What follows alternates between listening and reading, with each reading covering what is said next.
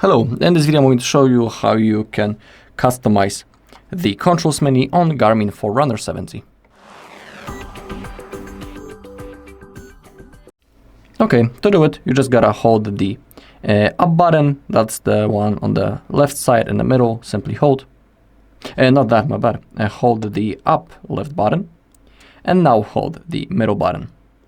Okay, and in here you can add some controls, such as airplane mode, alarm clock, alternative time zones, battery saver, brightness, broadcast, and many more. For example, I will add maybe music, and now as you can see, the control has been added to the list. If you go back, you can also reorder the controls, and now we gotta select what we want to reorder. For example, find my phone, and now select it where it's going to be placed, for example, right in here, and then click to reorder. Let's go with the focus now.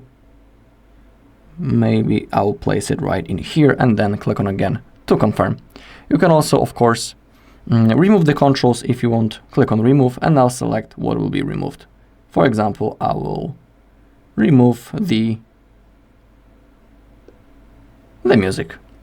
Then hit the start stop button to confirm. And now it has been successfully removed.